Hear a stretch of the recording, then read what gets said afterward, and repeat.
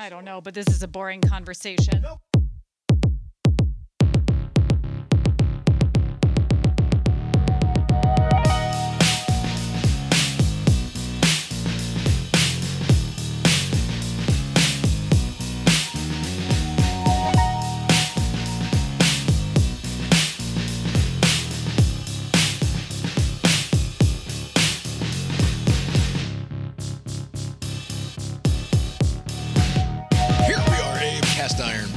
Podcast about sports. My name is Bob, sitting across the way from my good friend and co-host. That's Abe. How you doing tonight, Abe? Doing well, Bob. Yeah, here we are. Lori's here too. How you doing tonight, Lori? I'm fine. Lori's fine. Tonight is January 5th. It's a Monday. 2026. You have a good weekend, Abe? I did have a good weekend. Spent time with the family on Saturday. I went to the aquarium. You finally went to the... You've been living down there. But we're not supposed to talk about this here. So near to the aquarium for so many years. It's yes. your first visit? I took one of my nephews. I was like, let's go see those fish. It was awesome. Fine. We also went to... fine. There were way too many people, and there was some sort of... dolphin show that they were over capacity. Yes. They're like, we can't seat everyone. Fuck off. Like, come back later. Or if you're like some sort of member, I'm like, nah, fuck this. So we saw the dolphin show there one time, right? Well, you and I must have seen it separately because I went there with Julia and Calvin when he was not quite 2, and he was terrified of the dolphin show. The theming. There's like, it's dark. It starts off dark. Or it used to 10 years ago. Yeah. 11 years ago. He cried. And Julia will make fun of him forever for being scared of the dolphin show. I especially like the beluga whale exhibit that they have there. Yes. Oh, yeah, those the hairless ones. Those weird looking. Most of the things most you of the, saw most there of the fish are are going to be hairless. hairless. They're I think. just It's fair to noticeably say. so. Like, I was like, look at this. What's happening here? This fellow hairless gent here in this aquarium. Abe doesn't see race, so he just immediately identified with the stark white beluga whale with no hair. Without knowing what happens on the show, I know this is the sports podcast, but do they have these dolphins put on a performance? Like, what's happening? Oh, yeah. Yes. Like They're they doing got a them all trained up. I thought that was like frowned upon. Wasn't that the whole thing a while ago? Some sort of ethics thing? Like They do it prodding. nice now. And they don't They use any like of those. it. The dolphins like it. They stopped using the electric cattle prod in the dolphin tank years ago. It's fine. They got gentle parenting now. Like, come on now. They've People are always waiting. been. The dolphins Yeah, are fine. asshole, you want this fish? Do this fucking cool tail flippy shit. It'll be fine. Then you give him I a fish. swear, when I went to the Bahamas and I went to the touch the dolphins thing, the dolphins were in this. They could have escaped. Like, it's just they can jump, right? It could have just jumped over the thing and left. Right. But they know Doesn't that if even they need just hang around here, doesn't need like a young Jesse to lead them to the point where they can leap over the rock break. No, or they're whatever. not broken. They're just dolphins, and they can totally do whatever. They could go away into the wild, but why when everything we've they got want this is here? The sweet net keeps all the bad shit Keeps out. all the bad shit and out, they keep, and I they swear keep giving us fish. this dolphin and looked hot at me. young American teens that want to rub on me all day This long. dolphin looked at me like. Why would I go anywhere? This dolphin looked at me like, yes. You're here to be entertained by me, obviously, not the other way around. Like, it fucking knew. They're smarter than us. Right. Yeah. I wonder if they're looking down on humans. I thought they were the smart ones. They Look at them, really just are. feeding us. So long and thanks for all the fish, as the great Fucking Douglas Adams idiots. said. That sounds like fun. How about the whale shark tank with all of the it's like a whole fucking ocean you're looking at there. Yeah, that was a big little tank they had there. I mean, the whole again, I've never been, and I was like, wow, they did a pretty good job with the It's whole amazing. setup. It's the best aquarium that I've ever been to. I've only been to a small handful of I've only been aquariums, to but one, the yeah, Atlanta but- one is the one to go to. Well, there you go. Which one is the good zoo? The San Diego one? I'll just go to that one. No, the DC Zoo. The free zoo is just as good as the $35 Southern California Zoo. Don't let them lie to you. Do they have those? You know what I know? All the zoos smell the same, no matter how much you pay to get in. Oh yeah, a lot of Yeah, feces just strewn about. Yeah. yeah, just dry. If you're lucky, dry shit is what it smells like. The main appeal of that DC zoo wasn't that they had those slow-witted animals that everybody's into. The pandas. Yeah. Yeah. Didn't trying to take them?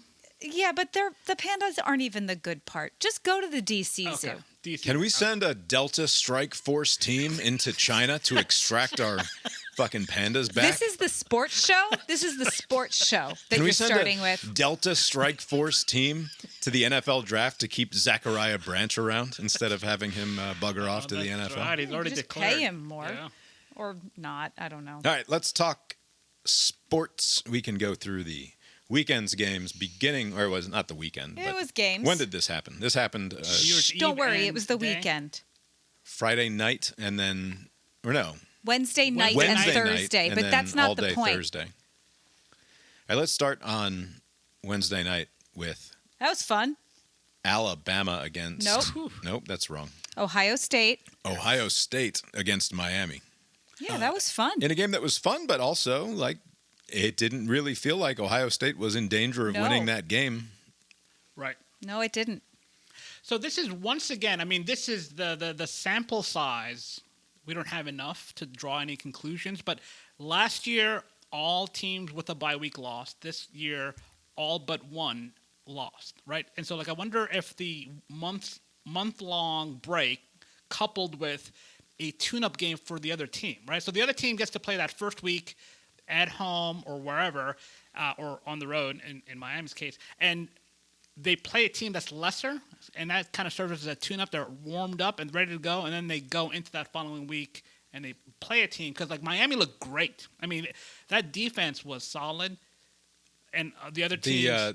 The motor on their, I don't know their dudes' names. I didn't watch enough Miami football, but number 3 and number 4 on their defensive line just have incredible get-off speed. Yeah. Just snap and go. And they were awesome. And they were arguably the whole difference in the game because Ohio State had no answer for the Miami front seven. Yeah, Sayan looked not particularly good. I don't watch a lot of Ohio State games other than the major ones they show, on national TV. Yeah, it's because 10 out of 12 of 'cause them why are would you? guaranteed to be trash. Right, yeah. So when you see them against a team that didn't even win their own, it's such a bizarre year. Like, this team did not even win their own conference. They have a quarterback reject in Carson Beck advancing further than his old team. But that quarterback that To be O-line clear, and Miami should have been permitted to compete for their conference title. Yeah, that's but true. for the shitty ACC rules and the bizarre circumstance of Virginia losing to NC State in a quote-unquote non-conference game. Yeah. Also, Right? Like, the only reason that Miami wasn't in that game was because Virginia lost. One of their conference losses didn't actually count as a conference loss. Also, yeah. Carson Beck was paid $3 million. So I hope if I'm a reject, that's the kind I am. Yes. That's Yeah, right. and Beck was perfectly serviceable, right? Yeah, Did, he was like a absolutely manager did the job. of the game, right? I mean, did he even have 200 yards? I don't think he. No, Right? but He- it doesn't matter. He just kind of just was there. And I felt watching it, and I know that their wide receivers have been hurt, and I know that he was saying was well bothered throughout the night. Like, he did not have a ton of time. He had a great game. Yeah, Jeremiah Smith had a great game, didn't he? Like, didn't he have No, a I know. bunch of yards? But Yeah. what I'm saying is they needed to just completely take the lid off and say, look, I think we're going to need to try to score 30 or 35 points here and do if it means we go 3 and out a couple of times, then fucking fine. But, like, we've got to change the situation here. And they couldn't get a running game going.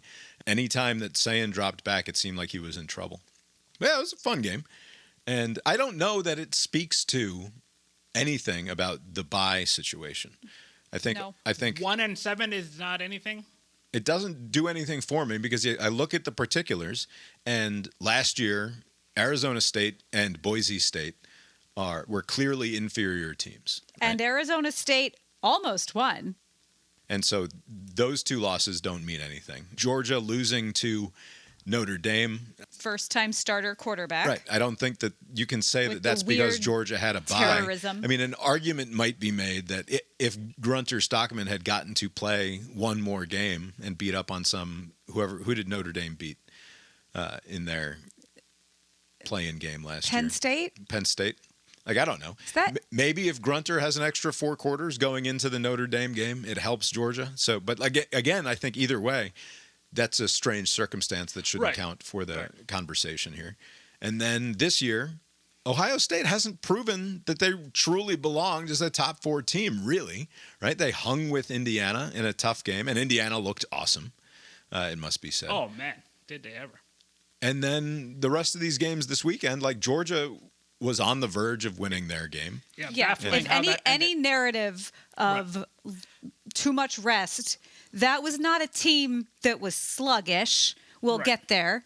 But Yeah. it wasn't like, oh, we can't get going. No, like, yeah. The that's point- it yeah. wasn't because of the bye. Right. And Alabama like had that great opportunity where they got their ass kicked in the SEC championship game, and then they turn around and they make it work in the round of 12 or whatever they call that, the first round of the Quarterfinal. No, we just call it the first round. of the playoff.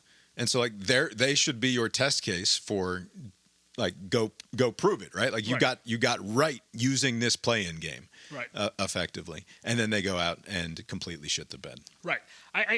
Point well taken. I think, like I said, the sample size is small enough to where you can explain away just about all of these games, but we'll see in the coming years how this shakes out. But like, I wonder if this is helping the team that, there's supposed to be a reward, right? Like, you get an extra week off, and if you're injured, If you can anything, blah blah blah. it's the thing you can get mad at is that the reward should be a home game, like a home atmosphere. So give them the bye, but have this game in Athens, and it doesn't look the same. Right.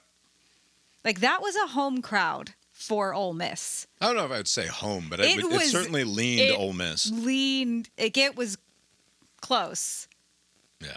And that shouldn't be the reward, but whatever. Right. Yeah, and I think I'm not saying that Miami loses if they go to No. Columbia, but it's certainly a different Same sort of thing game. if you have to Oregon go. goes to Lubbock, Texas with those weirdos. Right, like Texas Tech is a team that they had a pretty good defense all year, but they did nothing. I mean, they literally did nothing on offense all game.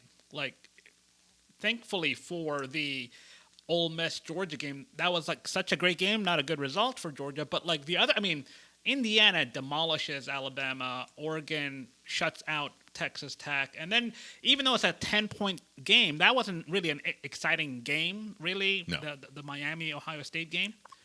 Yeah. Like, I mean, it was it's two fine. good. It was evenly Yeah. matched teams, Right. at least. Like Yes, more so than the other talent-wise. Yeah. No, the best game of the situation was the Georgia Ole Miss game be the best game of all this year and last year. by a mile. There's not a whole lot else to say about these other games, right? I mean, Indiana looked. Remember when Alabama sucked? Indiana's got to be the best team left. Like I think that they would be the prohibitive favorite, and I think they already were. Yeah, I got to apologize to this Indiana team. All year I was like, I don't know about this Indiana team, but boy, I mean, not Alabama. This is not their greatest year, but like that, they're a good team, Indiana. And now they got that Hoover kid transferring to them next year. Seems like they're gonna just reload. So I don't think Indiana's just a one-off or two-off. Like they're gonna be around here for a while. But yeah, that was a dominant performance. I don't know what else you can say about it. I mean, Alabama just got destroyed. They were down 17-0. I think they asked the coach at halftime, like, hey, you've been in this hole before. And it's kind of hard to dig yourself out of that hole in back-to-back weeks. They did it against Oklahoma. And then now just... And he doesn't... I don't know what he looks like in the locker room, but when I saw that going into halftime interview, it's like, oh, this guy is going to turn shit around. Like he does not have that. He does not appear to be fully in control. He does not appear. Like, I don't know. I just don't. Also, you know how I understand Alabama people being like it's not just crazy Alabama stuff. Yeah. Like I'm not sure that this is the dude who's going to be there for 15 years and win you 2 national titles. Yeah, he's the buffer coach and for the next guy that they get. But, there are in the playbooks in the NFL and college football, they have these special plays designed for must get situations, like 2-point conversions at the end of games. They'll have like some, Philly special, or some razzle dazzle, something like can't miss, high probability play, right? And I assume that these coaches have in their back pocket must inspire whatever at halftime. So I imagine this DeBoer blew his one off for Oklahoma. For the Georgia game? No, the Oklahoma game. And then it worked. And then what do you say? I mean, how can you, you fucker. Just a week later? I can't do the same spiel again. So I don't think he had anything. It's like, oh, remember we came back last week. Let's do that again. I don't know what you could tell your team if you do the same thing. And then obviously it didn't work. Yeah. And then Oregon, Texas Tech. I guess the Big 12 just sucks. I don't know what else there is to learn. They're their own thing, and they're very fun, and they're their own thing. It's fun. It's weird that there's some discussion about, the Big Ten sucks, whatever. Oregon is still in the Big Ten, right? Yeah. Even though, so is Indiana. Yeah. So I don't understand, just because Ohio State lost, the Big Ten is some sort of fraud. Because two teams made it points to Ohio State didn't play anybody all year. Yeah. That's true, besides Indiana. And that Texas game at the beginning of the year. Of course they're not that good. Yeah, that's true. All right, the Georgia-Ole Miss game, what is there to say about that beyond the fact that it is incredibly important that Ole Miss go the rest of the way and win the national title? Man. Just what, to rub it in Lance's face. Rub what? All the money he's getting? What's interesting? So he got $250 to the first win, $500 for this one. I think it keeps going up, right? If they win the next round. He thinks this is because of him. Oh, yeah. Because, the math was, I think, Bob, you posed this question last time. If Georgia was 8 points better in the regular season against Ole Miss with Lance, what are they without? If he's a value add to LSU and, whatever, if the head coach is a value add, what are you losing in not having him? And the answer is nothing. I guess the head coach doesn't matter. It's just the players matter. Right. His players. This Trinidad and Tobago kid, holy shit! That second half was for a stretch in the middle of this game. He was completely unstoppable. I think it was at 13 or 15, 13 or 15 in a row. I think he completed at one point, and not like Tom Brady dropped back and released 2 yards down the field, 0.2 seconds after snap bullshit. But it's a fire drill. There are 3 dogs on my ass right now, and I'm going to whip the ball 40 yards down the field and make a completion out of it. Yeah. And not even because that one touchdown that he threw, they showed a replay of it where he's under pressure and has to release the ball and put it in one spot in the end zone where he assumes his guy is going to be in the back of the end zone. At the moment of release, and as he's getting ready to throw it, he is completely shielded from his receiver by the defensive back, right? You cannot see the Ohio State receiver. Ohio State was not playing in this game. Cannot see the Mississippi State or the Ole Miss. That guy. The Ole Miss receiver. That's right. Yeah, I remember that play, in the shot as he is winding up and letting go. And so there's no way that he saw the dude. There's no way that he could have had any reason to believe that this was going to work out. And yet, because it was in the middle of this game, felt right. Where what did Michael Jordan used to say, that the hoop looks like it's 10 feet, it has a 10-foot diameter sometimes. He was just in the zone. He could not miss. And it was one of the, literally, it's the sort of thing where a guy is walking off of the basketball court and flicks it over his head from 60 feet away, and it swishes in. And there's what the fuck are you going to do about it at that point? Yeah, I mean, Georgia was up at the half. They were up going into the fourth. This guy entered this flow state to where, like you say, these plays are breaking down. Everything has fallen apart, and now it's just him against 3 NFL caliber players chasing him down. He turns around and he just kind of flicks the ball, and then I was like, wow, I don't know what you could do about that. There's not much you can defend against. You know, And it's There's the exact nothing opposite. you can do about it. It's funny because it was a study in complete opposites. Watching the Georgia offense do what they were doing, because Grunter is not really that guy, right? Like, it's not going to look pretty even when he gets it done after shit breaks down. He is going to pay an enormous price for it. yeah. Brains. You know? Just brains. He just got walloped like 5 or 6 times in this game. And I have not enjoyed a Georgia quarterback as much since the days of Aaron Murray. Like, Bob just likes to see Georgia quarterbacks I love get to beat see up. Georgia quarterbacks get the absolute living shit kicked out of them and stand back up and get back under center. Like, it's just the best thing.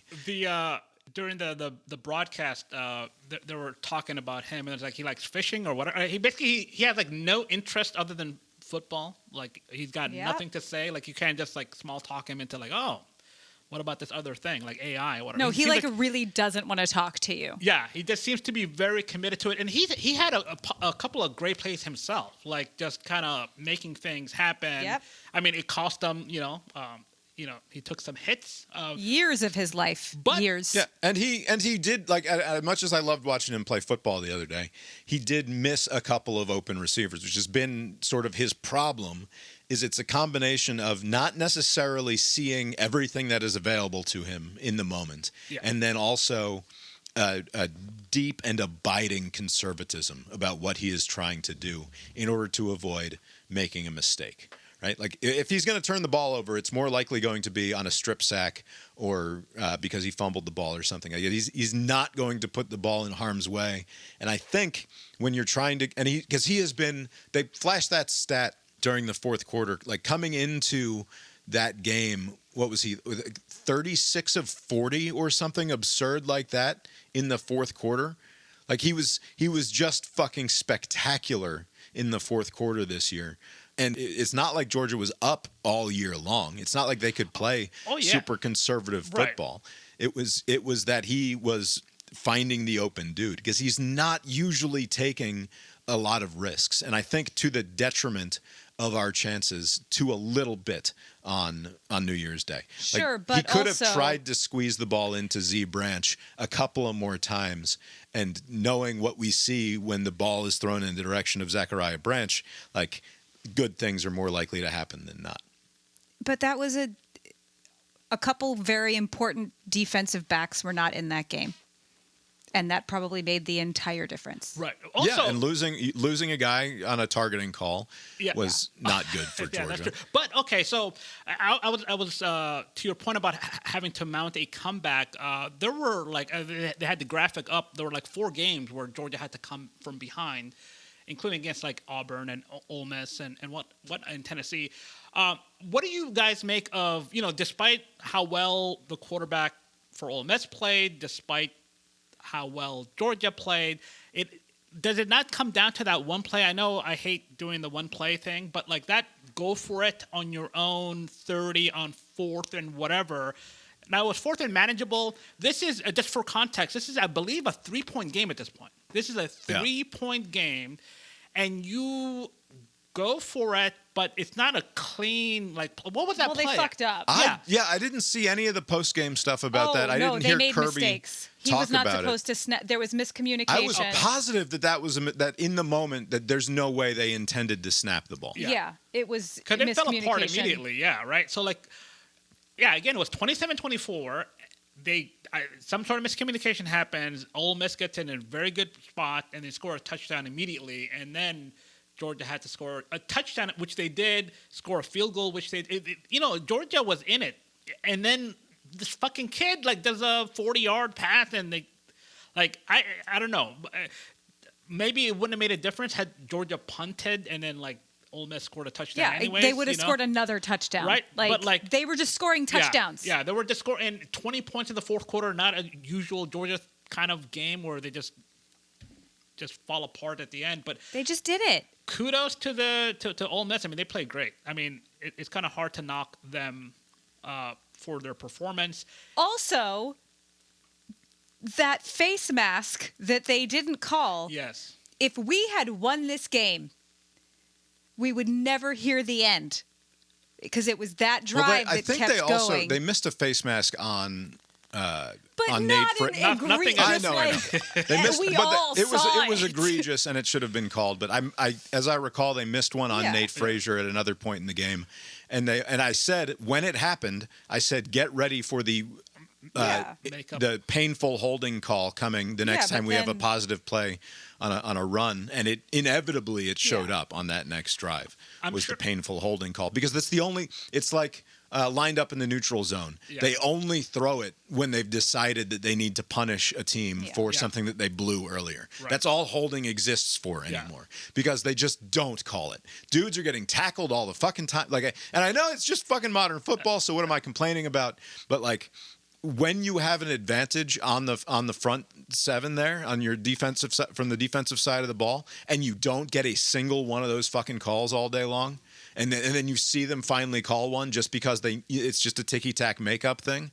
Like I can't fucking stand it. You know, I don't know which coach would have died in this situation, but if an older, like unhealthy coach who's prone to anger was coaching Ole Miss, the end of game comedy of errors with like stickler for So stupid. We have to. There's 1 second here, and the team that receives the ball doesn't count against the clock. Like the coach would have, like if it was any Except other. that if you know the goddamn rules of football, Come then you on, man, the don't game is allow over. everyone onto the fucking field. The game was right? over. What are we doing? They look overlooked. Just finish the game. It took like 10 minutes for them to like, okay, let's You move all have the to confetti. play it out, and then we recovered the kick. Like you have to play. And sorry, We but recovered the kick because they let us. yeah, because that asshole didn't know the rules of football. Like to be clear, that the only reason we recovered that onside kick is because the coach of Ole Miss did not inform his team that they needed to try to pick the ball up, or else because as long as they attempt to field it, Yeah. even if Georgia ends up with the ball, the game is over. Right. Because like period, end of I story. don't know, but this is a boring conversation. No, but I'm saying it matters, and it's like it's an example of like what a great coach knows to tell his team in that moment. Which Kirby says, don't do anything except fall on it. Right? You have to be down when you make contact with the ball, and then we get one more play because you can't. Because I'm sitting there, my first thought is, well, we can't advance this anyway. Yeah. So what difference does it fucking make? But as it turns out, the rule is if you down the ball, no time will tick off the clock. So all Ole Miss has to do there is like gesture in the general direction of trying to field the thing. And it doesn't matter who ends up with it because the game is going to be over anyway. Right. Yeah, that's true. Yeah, I mean, yeah, I get being a stickler for the rules. It just took way too long.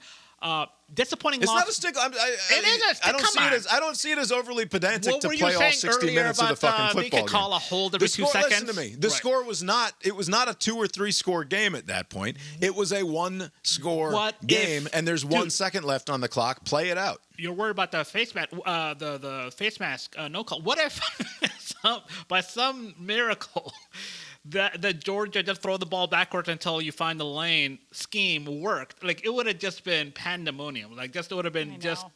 the most I ridiculous. mean, all ending. you're hoping for is that a referee, like somebody on Ole Miss, does something so egregious on the last play that they have to throw the flag. Yeah, Right? That's like true. you're hoping to somehow get 15 more yards out of this so you can then have one more play after that. Right.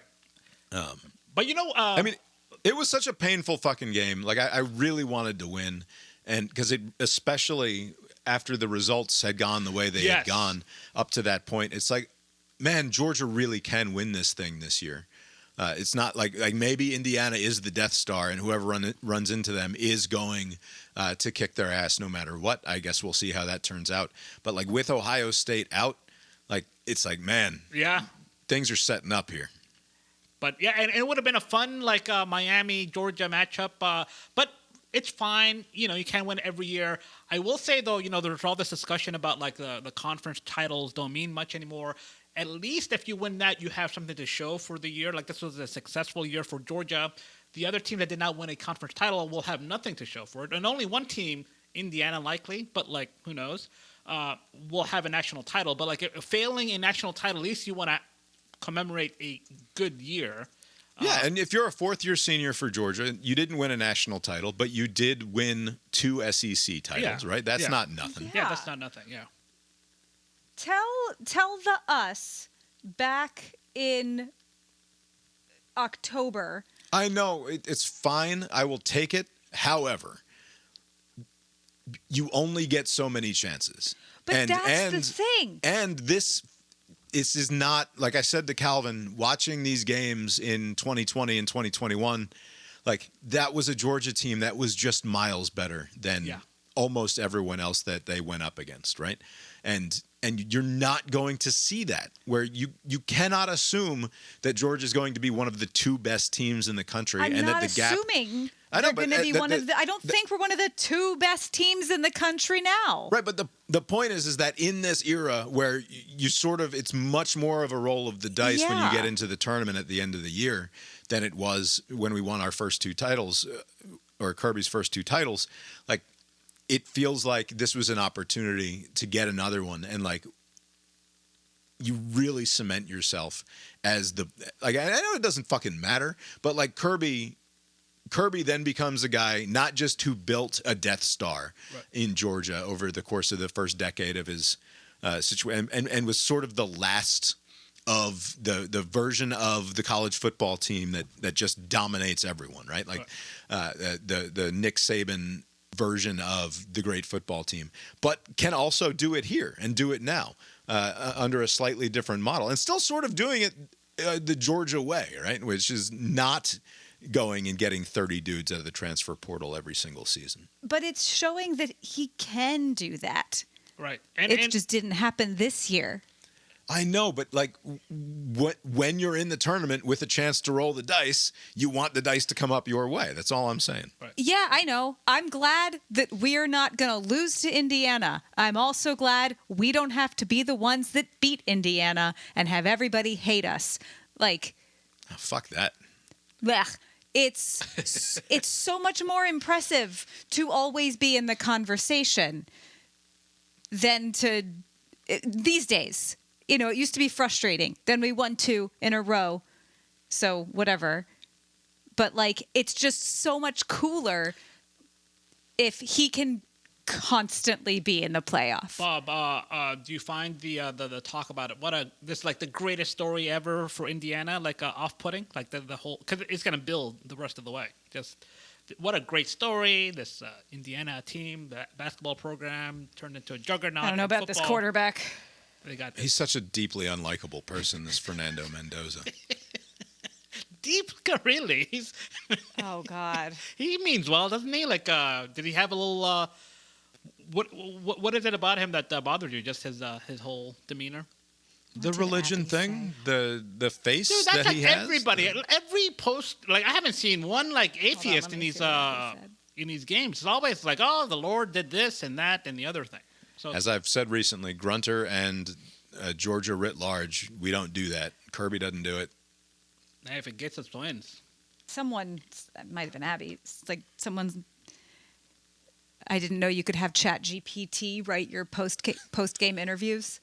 Like, yeah, it's insufferable. No, he hits all of the I'm the quarterback talking points, certainly. Is it the case that young Bobo was actually the MVP of this team, and losing him is what cost us a chance to move forward? I think that I think that the offense beat Alabama without him. I know, but the offense suffered greatly. Yeah. Without Mike Bobo's son in there at center. I mean, so the total yards, 343 for Georgia, respectable, 473 for Ole Miss. Like, that's a lot of yards to give up on defense. So I think it would have been, I mean, it was basically like a field goal game. I mean, that goofy safety makes it a 5-point game. Basically, it was like they kicked a field goal, and that was that. It could have gone either way. Georgia could have easily won this. They didn't. Now you have a split series. I do wonder if in the future, strategic defeat in the regular season to kind of get, position yourself to win in the playoffs. I don't know. Well, and something I thought of, like, we're losing Tennessee as a rival, sort of, by not playing them every year. Let's pick up Ole Miss as a rival. Like, okay. What will be? Because this has been happening. What will be? It's a couple of fun games, and Ole Miss I know, but Ole Miss has they're literally the consistently best good. team. It won't be. What will be left of Ole Miss next year?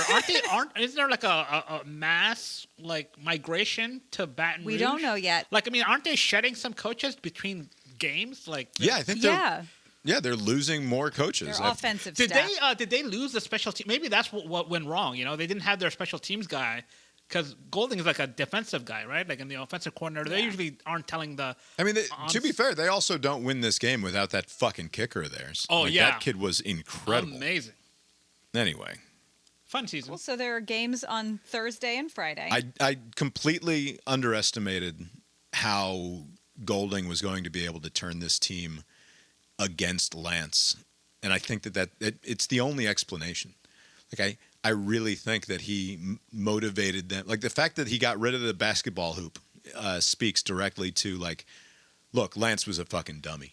Right? Like I think that was the conversation that they had, and because apparently he's the dude who runs the portal for them anyway. Like he is the point of contact between all of these dudes who've transferred to this school over the last couple of years. And have you ever seen a more Ole Miss looking? He does guy? look like an Ole Miss kind of head coach. Yeah. Just like perfect. What if Ole Miss wins the whole thing? Like I mean, they have an uphill climb, but this would be the weirdest. Of the teams that are left, I think they've got the best chance against Indiana. Just because if Chambliss comes out and can go, I don't know. Miami's really good. Miami is really good. I don't trust Carson to be able to. Like I love Carson Beck, and when he's on, I maintain that he's one of the best quarterbacks in the country. There was some stat about how he has one of the lowest yards thrown downfield of any major college quarterback this year. Is that important? And it's because what's that? Is that important? Throwing the ball Well, down? he just No, I'm joking. so much of their offense is at the line of scrimmage or behind it, and apparently his yards downfield is low, and that's attributed apparently to like lingering arm issues from the injury that he suffered last year. And so who knows? I hope that he's fully healthy for the NFL next year, et cetera, et cetera. But like of the offenses that we saw in the quarterfinal games, who do you trust to be able to put up 40 against Indiana if that's the sort of game that it's going to take? What was the and I think the answer is it's Chambliss and Ole Miss. Like when he's on, he's fucking unstoppable. What was the regular season matchup with? Didn't Indiana play? Oregon, right? Yeah. It was a 10-point game, 30-20. Like that's the only other thing, you know, like Except it was a 2-score. It was a close game. Right. It was a nicely competed game. The thinking of, you know, regular season goes one way, the postseason goes the other. Maybe if they have another matchup, maybe it'll go Oregon's way. But you're right. I think if you're gonna rest on anything, it should be the quarterback. So like if that quarterback does the same, you know, kind of like out of his mind kind of play, especially in that second half, then they have the best chance. But if that happens, the whole reason for leaving Lane Kiffin, because he would have been a made man. If you win at Oxford, like he would have been a made man, right? But he's leaving because he would have been even if he hadn't. That's the shitty actually, thing. that's true. Yeah, that's a good point. But if he did, oh my God. He would have been even if he hadn't. So it is very easy for Coach, what's his name? Who? Pete Golding? Golding. Yeah. Yes. Yeah. Ham. He looks like a ham. It's so easy for him to say, your dad left you because he thinks you're shit. Yeah. That's right. Like it's because it's true. But he Prove him wrong. Yeah. Go. But now it's just too easy. Like he leaves Ole Miss because of the status of LSU, the resources that come with it, and he puts himself in a better position to do what he could have done at Ole Miss. Like it's weird how it's shaping up to be like this is as close as Ole Miss has ever been to a title in a very long while. Yeah. No, Ever. I don't know. It'd be fun. I am bummed though. Like this was a very likable Georgia team. As I it love turns this out. team so much. Yeah, it was a fun team. And losing Zachariah Branch. I mean, Branch just does cool shit on the football field all the time. Like he was just fucking spectacular. And as frustrated as I was with Bobo through the year with the wide receiver screens all the time, at the end of that game, my thought process is, man, Z Branch really needed to see the ball like 5 or 6 or 8 more times over the course of this game, right? Like if he gets another 10 touches, we probably win this game. And like Cash Jones did cool things also, if twice Nate Frazier hadn't gone in this down. game. Yeah, if Nate Frazier doesn't go out, and if you can complain about anything, I think it's the second down play when Georgia is first and goal, where they end up kicking the field goal.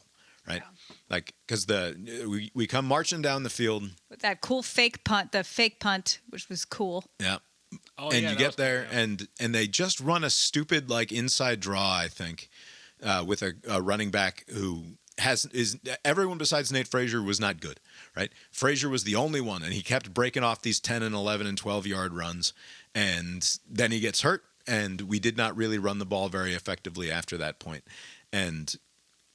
Like, I would much rather, when you're first in goal and you have somebody like Grunter Stockman back there, call me 3, roll your quarterback out and see who comes open, and if not, have him try to run it in plays in a row. And I know that's dumb bullshit from the guy on the couch, but, like, what are we doing trying to run a running back who has not proven that they can do it more or less up the gut?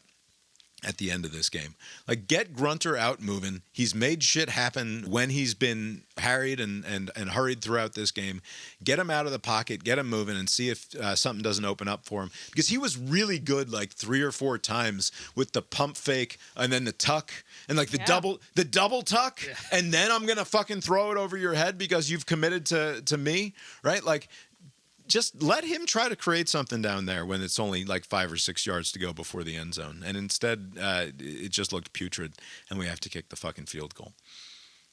But yeah, none of that would have mattered. Like, ultimately, who knows? Instead, we give up a fucking another 40-yard play on a fire drill, and they get to ultimately it just sucked. It just sucked. What are you going to do?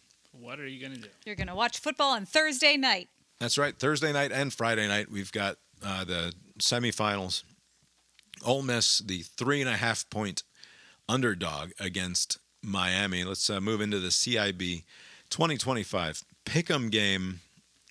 You should note here, I suppose, our scores. At the moment, Abe, I don't know if we mentioned on the show or not, you had a squadouche last week. Yes. Lori, you also had a squadouche That's what I'm going for. last week. An impressive, all different, right? No overlap. 10 wrong picks. That's right. You guys picked 10 games wrong. You only picked 10 games, and you got them all wrong. That is incredibly difficult to do. That's what I'm saying. This is way better. Cousin Steve had 10 points, and he moves into second place with 282 points, a 2-point lead on Abe at the moment. And I got 20 points this week. Only 2 games right, or no, 3 games right. Yeah, I had you. Miami and Indiana, and then I had the Steelers, and I'm up to 310 points, but by no means is anything done. Abe, go ahead and give us your picks for this week. We can talk about the individual college games as well. We'll do, but real quick on that Ravens-Steelers game. What a great shank to end the season. A shank at the end by the replacement for Justin Tucker, who has been awesome this year. Yeah, it's remarkable how just because they were talking him up too. Like he was like, "Oh, this guy never misses. He's amazing." And then whoop, wide right, which is perfect. A 44-yard field goal that he misses, which is basically automatic in today's NFL. Yeah, because like there was that fucking Jaguars kicker. He hit it from like almost 70. Like it's weird how like the length of these kickers, but like when the pressure is on, this was on the road, divisional rival shank. Fun to see always. Anyways, this week. My confidence is low that I'm going to be able to mount a comeback. It's just too great of a deficit. But I'm going to ride the Ole Miss train against Miami. What do we think about that game? I think it should be super competitive. I also wouldn't be surprised if either team just sort of showed up and blew out the other one.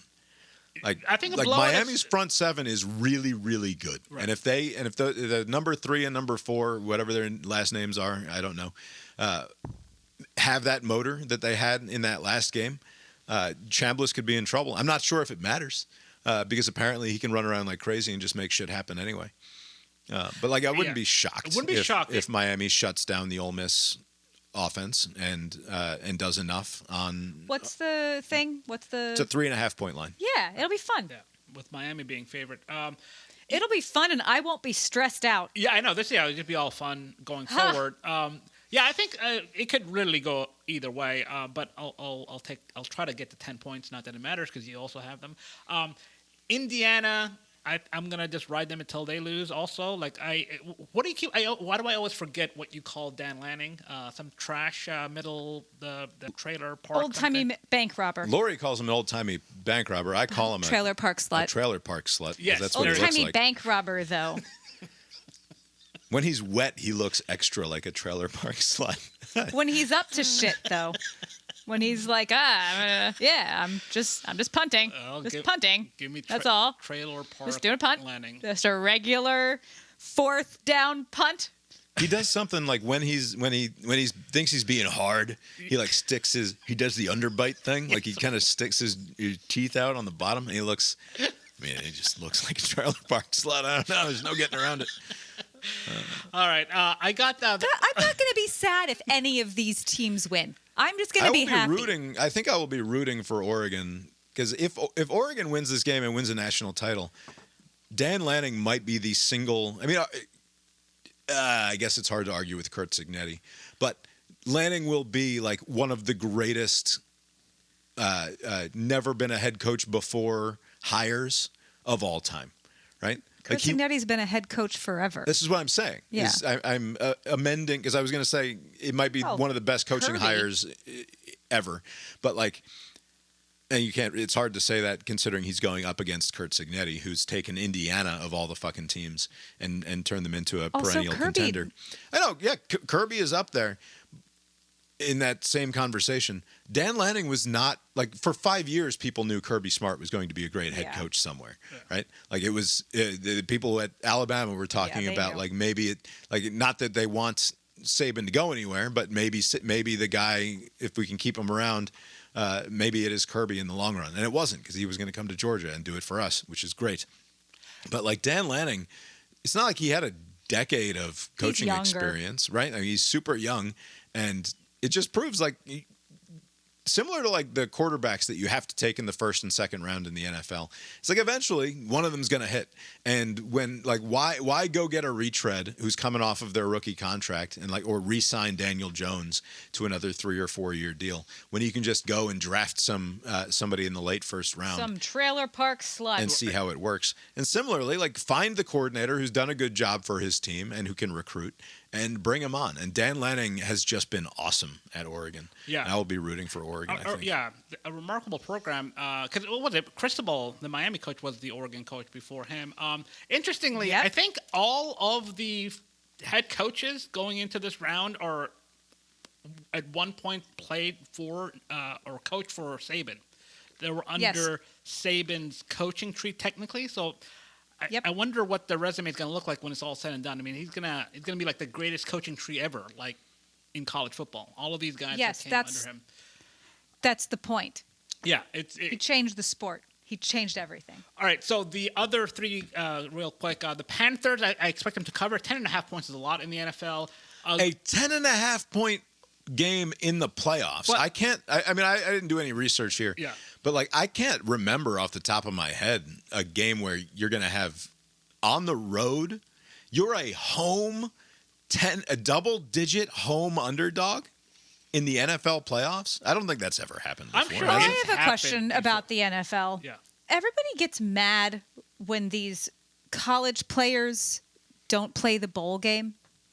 Do people get mad when the starters sit at the end of the regular season? Like in the meaningless game? No. Why not? Because what's the fucking difference? Because the starters aren't sitting in the NFL out of personal regard. They're sitting because the team doesn't want them to play. Yeah, to save them for the playoffs, right? So they wouldn't want them to be injured in a meaningless game against the Jets, right? That's the reason it's frustrating when a college player doesn't play for his team at the end of the year is because he's clearly just looking out for his draft status. Like, he doesn't want to injure himself. And it's an understandable impulse, certainly. But it's the most reasonable thing to do. Yeah, I mean, I don't begrudge anyone for sitting out in any... I just don't understand why it's... Because we watched the Redskins or whatever, and the Eagles, some white quarterback. It's like, who's that? Because but the Eagles made that decision. Yeah. They didn't want Jalen Hurts playing in the But second half of that why game. is that okay? Yeah, even though like they still could have gotten like How a are you playoff seed. even thinking this is the same universe? I don't see this as even You're remotely just saying the a same game thing. doesn't matter. Yeah, but the reason is because Jalen Hurts wants to be there for his team in Yes, the playoffs. but as the Eagles organization, you're saying, right, oh, we but don't when need to win this Jeremiah one. Love says, I'm not going to play in a bowl game, and then Notre Dame is like, well, we're not going to play at all, so it doesn't That's matter. not how that went. Well, right, but the point is, if Notre Dame, Absolutely not how that went. All right, but if Notre Dame had played in the Pop-Tarts Bowl, Jeremiah Love would not have suited up for them, and that is clearly not even in the same universe as Jalen Hurts. The game doesn't matter. It's just for fun, right? Yeah, but in college football, it's an exhibition game to end the season. This is they're gearing up for the playoffs, so they're strategizing with saving their best players for the playoffs to make a playoff push. But could they just not play the game? No, they can't not play the game because it's on the regular season schedule because there are other things at play. I mean, that game, there were still seeding possibilities. I guess the Eagles didn't care enough to risk injury to get like the 2 seed instead of the 3 seed. But yeah, I think it's not exactly an apples to apples comparison. It's not Of course, it's not exactly the same. No, but it's not a world apart it is either. world- You're it is- saying this game doesn't matter. It is not even close to the same thing. And there have been like actual instances where so many players opted not to play that the team just said, I know we got 6 wins or whatever, but we can't field a team. We can't participate. You know, like that would never happen in the NFL because these games are regularly scheduled. It's the regular season. It's not like an exhibition game. And they would have practice squad players elevated to the roster. Like I think they would figure out a way around it. But anyways, it sucks for, like, I'm the Commanders and I want to win I'm trying one. to think of a way where I can find this to be even in the same fucking neighborhood. It's not in the same neighborhood. If Jalen Hurts was 175 yards away, passing yards away from a $500,000 bonus, and he insisted to Nick Sirianni and the Eagles front office, I need to be in this game until I get 176 passing yards, and then you can take me out. Like that to me. That's getting closer to the same conversation. It's a player who's arguably putting his team and his teammates at risk of of bad things happening for them for his own personal benefit. I think people shouldn't be so mad about bowl games I agree. when they're just supposed to be fun. You should play the fucking bowl game because college is awesome. You and did get You out should there. play them, and you, as a fan, you should be okay with your team being in a dumb one and your team maybe not having all the same people that played. Just have fucking fun. But you know what's fun is I want to see Noshawn Moreno and Matt Stafford run out there and win a fucking bowl game because I'm a Georgia fan and that fucking rules, right? You had all season. I know, but I'm just saying, like, it's what I want is to root for my dudes. And the moment that they say, well, I'm more concerned with what happens in April in a weird outdoor stadium or whatever, they're no longer my dude, right, in the same way. Right. And I understand the fans getting upset about such a thing. You know, it's interesting that the Panthers are hosting the LA Rams. Earlier this season, they hosted the Rams in the regular season and they beat them, and yet still they are 10.5-point underdogs, and it's partly because the Panthers backed into the playoffs. I've never seen this. There are 3 teams in the NFC South: the Falcons, Atlanta, the Tampa Bay Bucks, and the Carolina Panthers. The Panthers and the Bucks were watching Atlanta play, and if Atlanta had won, Carolina would get in. If Atlanta had lost, then Tampa Bay would have got in. And so Atlanta beats the Saints, and that's the only reason why Carolina's in this position anyways. Like they're a 3-team 8-9 scenario at the top of the NFC South. Yeah, so I saw the Falcons are hiring Matty Ice. Yeah, as in some sort of role. Because like a consultant or something? It has to be something like a that. manager. Because the head coach and the GM were fired, so I guess he's going to help. An assistant manager. Help field the team, the roster going forward. I don't know what his role is going to be. You could go talk to Arthur Blank. Yeah, and we need better players. He's going to say, call me Matty Ice because I'm really cool. I don't get hot. I'm cool. So you can ice.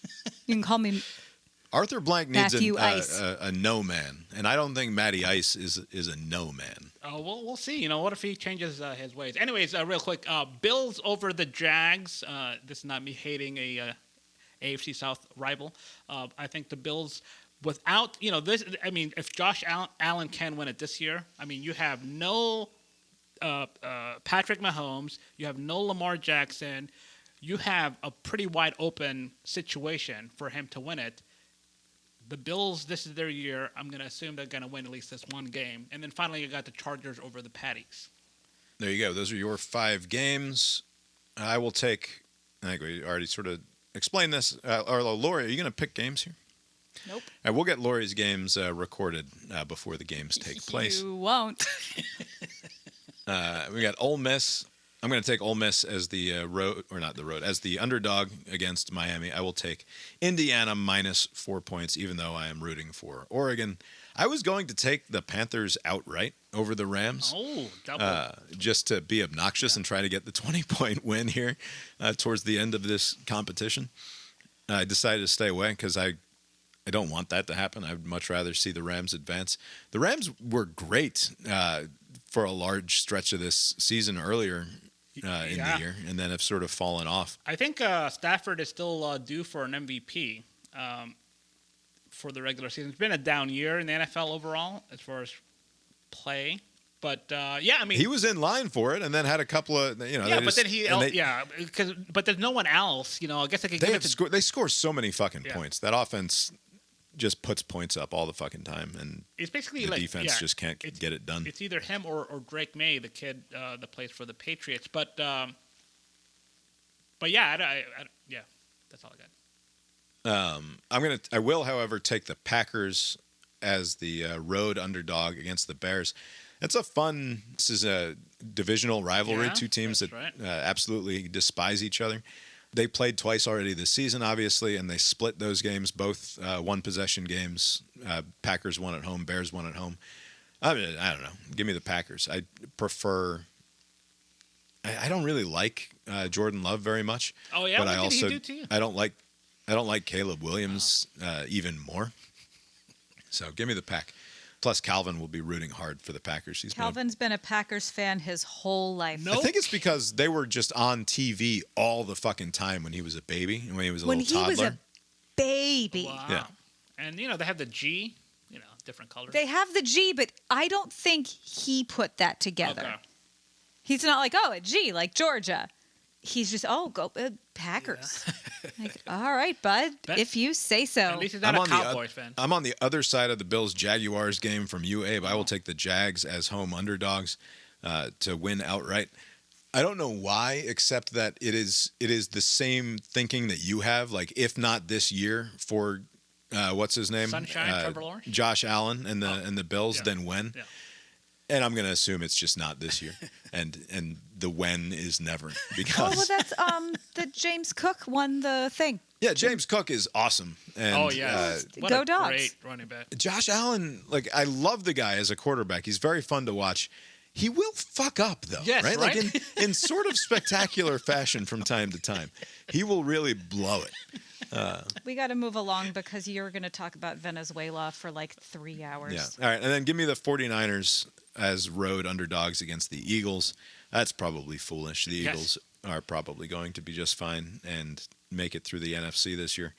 But give me the 49ers either way. Every other play on defense is like some former Georgia player when you see the Eagles playing. It's like, damn, they have 4 or 5 of them. It's ridiculous. Yeah. And then the only other NFL playoff game that we didn't touch on, Texans-Steelers. I have, my whole life, the Steelers have sort of been my AFC team. I always liked the Steelers because those 90s Steelers teams were just fun. I always liked Bill Cowher. Hines Ward, Cordell Stewart. I loved Cordell Stewart Roethlisberger. as a kid. Not a Big Ben man? Not a Big Ben guy. I started to sour on After that the whole Steelers. Issue in Georgia? About halfway through Big Ben's career for one reason or another. But I cannot be excited about the Steelers this year at all because I find Aaron Rodgers so incredibly off-putting in everything that he does now.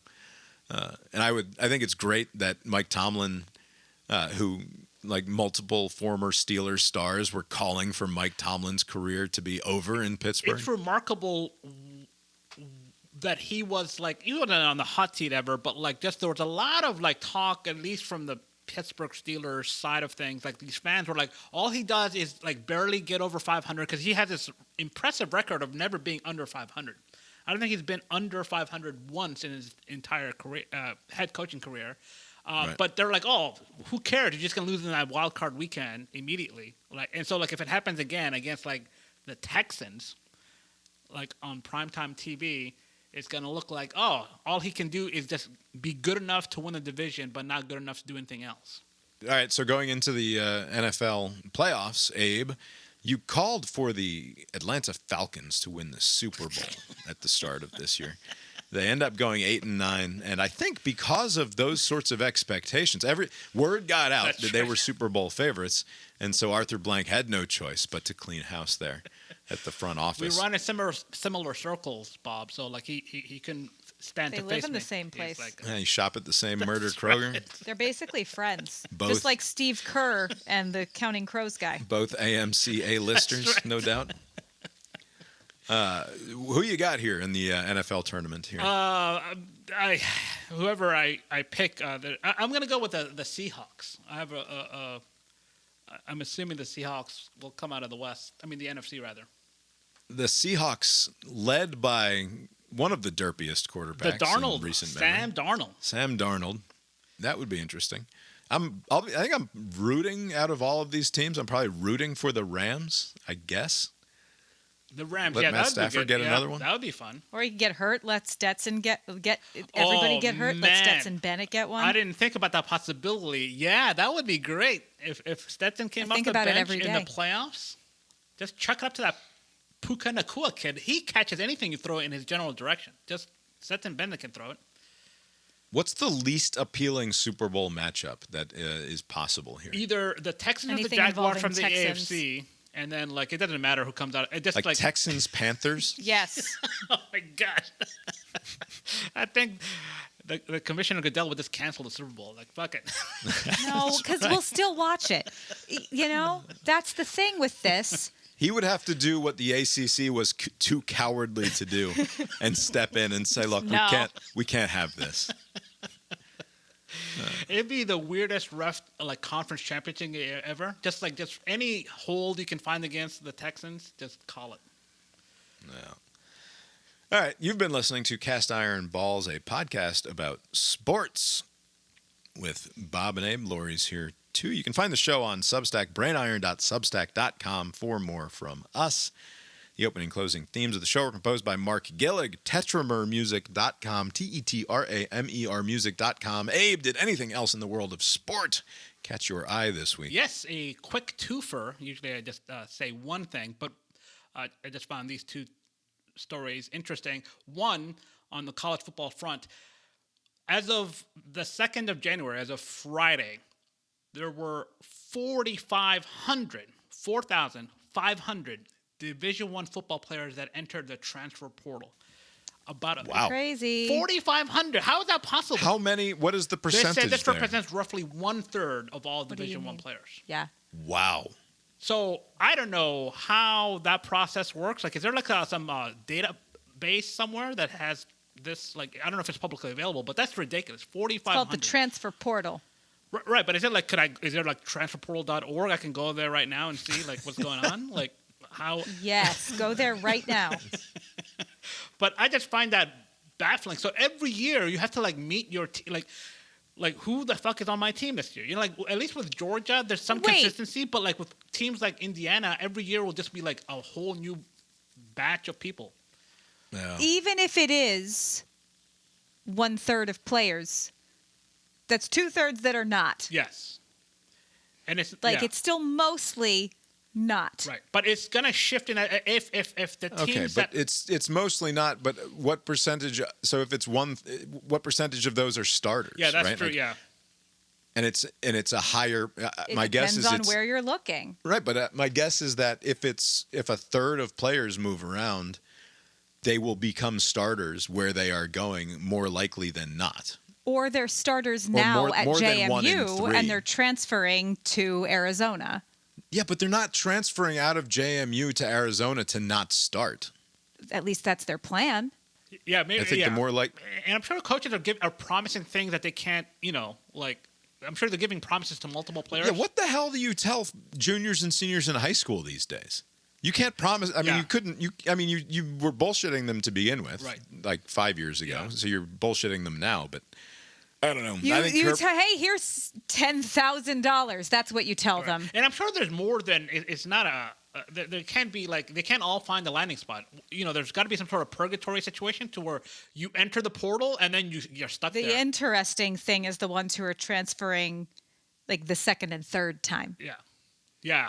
That's also true. I don't know. I'm sure that they're going to have to come. When I see the little thing and it has the two logos and then the arrow and then the one, it's like, oh, buddy. Yeah. Problem might be you. Commitment issues, because like if any position coach gives you lip, you're like, fuck it, I'm just gonna transfer. Like instead of just kind of suffering through the discomfort. Anyways, the second one I just wanted to bring up to just kind of give some context as to why I picked the Seahawks. So, are you guys familiar with this Seahawks Pope connection? The Holy See Hawks. So every time there's a new Pope, the Seahawks. Isn't he a Chicago guy? He's this particular one. But in 2005, Pope fucks off, a new Pope comes in, Seahawks #1 seed, go to the Super Bowl. Then that German weirdo Pope, or wherever that guy was from, in 2013 or 2014, Seahawks get the #1 seed, make it to the Super Bowl. They win it this time. And then now, we got a new Pope. Now this guy's from Chicago, so it'll be interesting to see how this shakes out. But now, we have another Seahawks first round, #1 overall seed. They should make it to the Super Bowl. This doesn't guarantee them a win, but they should at least make it to the Super Bowl. That's why I picked them earlier, because the Pope connection. Is Sam Darnold the quarterback of our time, and we just don't appreciate it? Like, he goes to the Vikings, is awesome for the Vikings. Yeah, it's remarkable, because he was dreadful with the Jets, right? And it looked like he couldn't would even keep a starting job with the Jets. Right. And so he goes to a new place. He does great with them. And then the Vikings were like, oh, we got this J.J. McCarthy kid out of Michigan. We're going to ride him, which was a poor choice by them. They let him walk. He goes to Seattle, and he's killing it over there. Yeah. Should have stuck with him. Lori, did anything else in the world of sport catch your eye this week? No. There was the kid who's transferring to Georgia from Clemson. He changed his profile picture to a picture of him. It looks like he's 2 with a Georgia shirt on, which is just very sweet. Nice. Sounds like he made a mistake when he committed to play for Yabo Dabo a couple of years ago. If I had a kid that had, if the wife was like a athletic build, I would have my 2-year-old dressed in like 10 different program shirts and then just use whichever one. Totally. If my wife was of an athletic build. I mean, but kid's not getting any talents from this side of the ledger, so. Yeah. That was just sweet. That's my only thing. I'm ready to be done. The Giants fired their head coach, but not their general manager. Yeah. You gotta get. Oh, and Pete Carroll got fired. Finally, yeah. Pete Carroll got fired. So I we don't have like him. The Raiders, the Giants, the Falcons, the Cardinals, the Browns.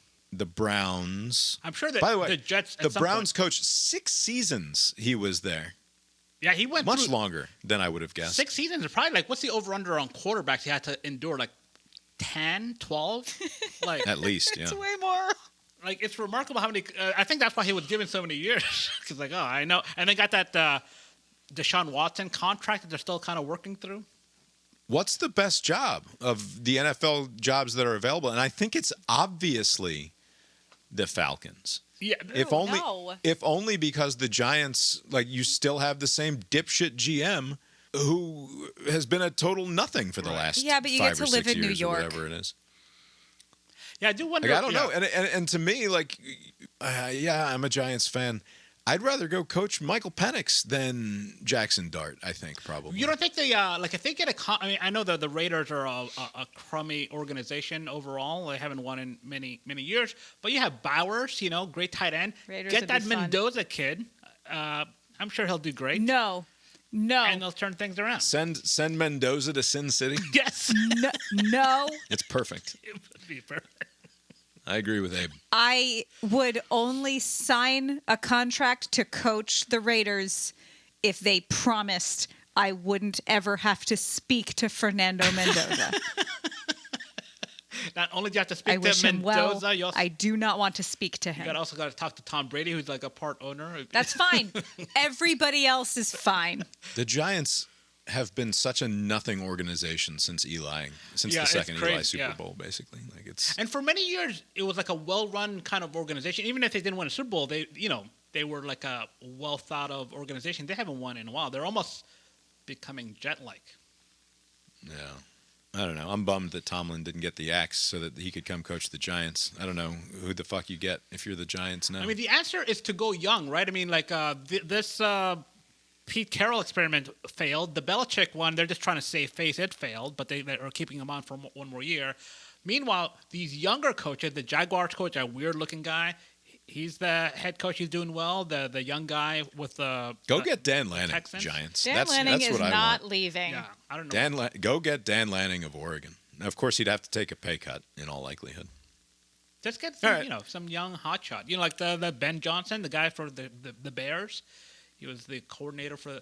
Just get somebody younger, someone like our age, who is a coordinator somewhere, and just figure it out. No more old people. No more retreads. Just try something new.